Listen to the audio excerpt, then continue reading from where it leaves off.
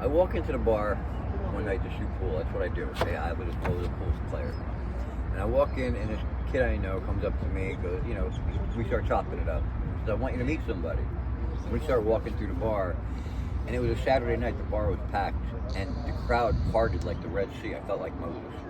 And on the other side of this thing was this beautiful woman sitting at the table. So I'm just a normal guy, and I'm thinking to myself, well, Frank broke up with the blonde. He's going out with this brunette now. And we get up, and he introduced us in such a way that really stood out, because he called me by my street name, which is Jay, and he called her by her street name, which is, we'll just say Mary, and then said, Mom, this is Joe, which is my real name. So now everybody knew that this is Mom, I'm Joe. So you played pool with her son? Yeah. Okay, got it. And we just start bullshitting. She can't believe that I'm into his music and this and that, because he was in a band. And we hit it off. We're just chopping it up. And the next thing I know, about an hour and a half, she's looking at me, and she looks at me and she goes, "You have gorgeous eyes." And my mother, my wife, nobody's ever paid a compliment like that to me. I melted. And I looked down, and I see her glasses empty. I said, "What are you drinking?" She said, "Captain and Coke." So I stood up, pulled my pant leg up, showed her my prosthetic, just called me the captain. And I went up to the bar. And bartender, I placed the order. And as I'm standing there, God pops up and tells me, "I know what you want to do. I know what you want to do. But if you do, your marriage with Patty is over, my wife. It's done. It's a wrap." And 14 years prior, I was diagnosed with stage 4 cancer. Non-Hodgkin's lymphoma throughout my whole body in the spleen on Monday. And then on Thursday, that same week, they told me I had multiple sclerosis. 3 lesions on my brain, 2 on my spine. I went home that day and just kissed my ass goodbye and waited to die. And a lot of it's my fault, because I started to distance myself from the family, because I was expecting to die. I didn't include myself in anything, but nobody ever wanted to include me anywhere. Did you ever tell them that this was going on with you, or they think you just deserted them willingly, like you didn't care about them? I have no idea, but even though I was going through it, I still did things like for my son. I would take him to baseball games. I was the one that went, because I was home on disability. My wife worked at a dead-end job, and I was the one staying at home taking care of the kids. And I think it was weird, because I think everybody knew that Dad's going to die, and we all kind of just Stuck together? No, we didn't stick together. We separated. Oh. I mean, I was on my own, even though I was in the family, but I wasn't part of it. That's how I felt. And Now, do you feel like, I know you said you don't talk to your kids now, but do you feel like I provided for you and took you to all of your things and did all these things for you, and now I'm just not important to you? Based off of just a behavioral decision you made, maybe? we went through a rough patch. To know the backstory, you got to know everything that led up to it. After the cancer, I beat the cancer, and multiple sclerosis doesn't bother me. But I was addicted to OxyContin and Percocet.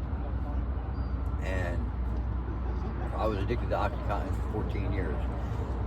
My daughter had my grandson, and I'm holding we went from North Carolina to Jersey, and I'm holding my grandson in my arms. His name's Abel.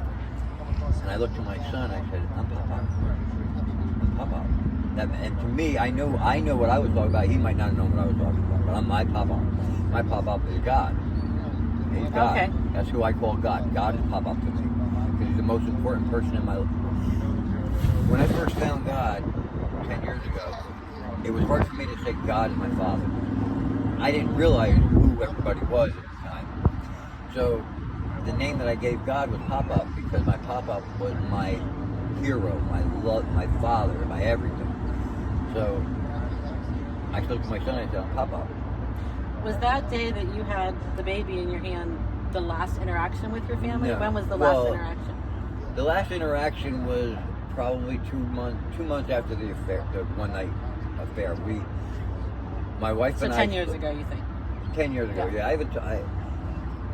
4 years ago, I was in prison here in Florida for 5 months. And while I was away, my daughter messaged me on Messenger and said, "I haven't seen any posts. I looked in all the jails, you're not there. I guess you just passed." So she still cares. Oh, did you just hear the last part? I guess You you just passed. passed. Like I Right. just died. Died, right. So I messaged her back and I said, actually, I'm not dead. I'm still alive. I was just in prison for a while. Da, da, da, da. And you know on Messenger how when you send a message, you can tell if they read it. You can tell if they read it. It went days without being read. Then it went to being read, but no reply. So what did you go to prison for? Battery on a law enforcement officer. Oh, okay. Okay, that's just an unwanted touch. Like that is battery. Gotcha. But he says I punched him in the nose. Which I didn't do. Anyway. So about a month after I sent that first text, I replied to her text. I texted. I said, I know what I'm gonna do. I messaged her. I said, Ashley, I'm going up to Jersey for something. I'm gonna come to North Carolina. I'd like to stop and see the kids. Within an hour, I got a message. No, you're not allowed over here. Don't come back. Now, my mother passed away about 2 years ago, and another backstory. When I got out of prison in North Carolina, I was in prison in North Carolina for 3 months. When I got out there, I went to go live with my mother. She wanted me to stay back to go live with her. I was there one day, and my daughter's baby daddy brought my grandson over to the house. Now, this was almost a year later after separation.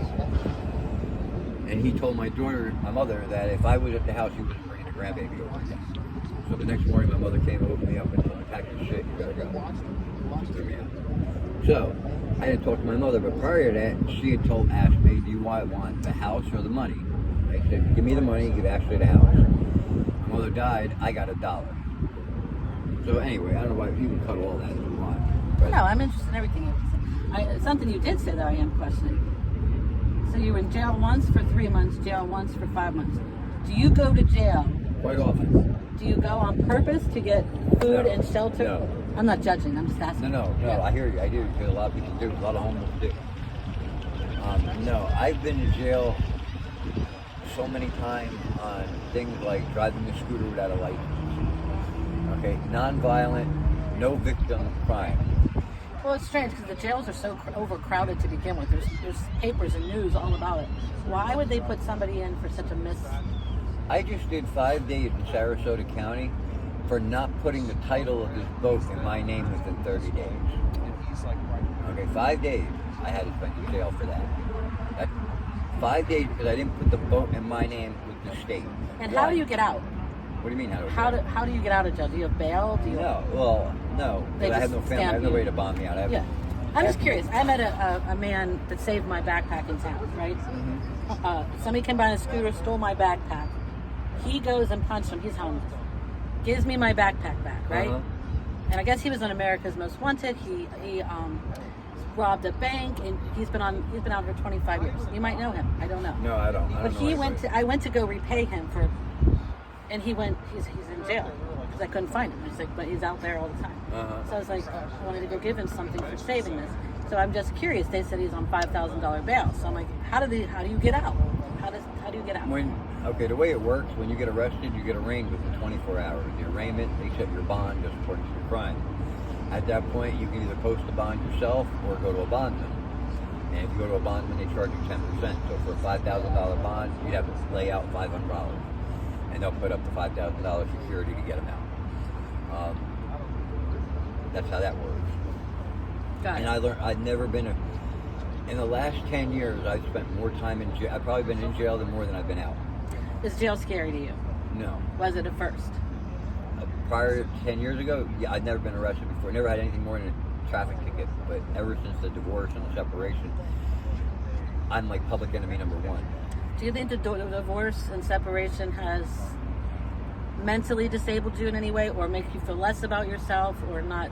No, I'm freer now than I've ever been. I understand and I'm that. more alive now than I've ever been. When I was married and I just sat home and watched TV and I sat on the couch, and the problem that I had, like my wife would come home from work and I'd want her to sit next to me, you know, I want to cuddle with her, and she's sitting on the end of the couch, the other end of the couch, and I'd go up to her like while she was doing dishes, and I'd smack her on the butt, you know, and hug her. She never did that to me. I never got that affection. So did you? I was married 20 years, so bear You know with what me. I'm talking So about. yeah, I do. But did you have it at the beginning and then it went away, or you just weren't that way together as a couple? after the cancer, we really took part.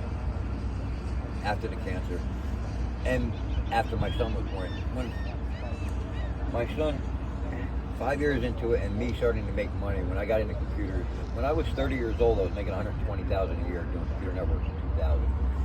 And then I got hit with cancer, and I wound up going out on disability. So, Do you like money or no money? I hate money. Isn't it interesting? So I had a little money more before, and I have 4 kids in college. I have triplets.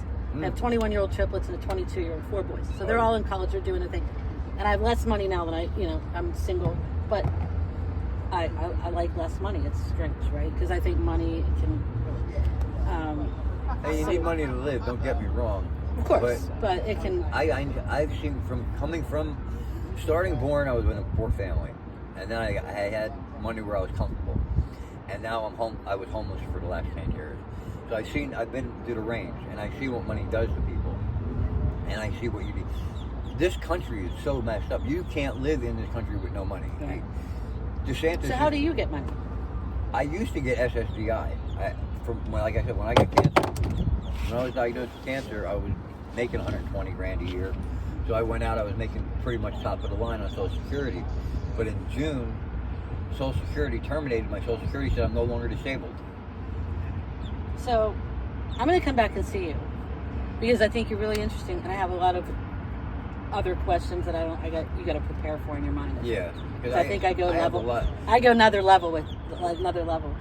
So I actually really appreciate your time. I won't come knocking on your window at 2 in the morning, but I live right there. I'm going to be around, so I will be back, and I appreciate you. My name is Brenda. Brenda, I'm Jay. Jay, it's so nice to meet you. Nice to meet you. And so, I'll be back for another level surface. I'm here. All right, we got it. Thank you so much.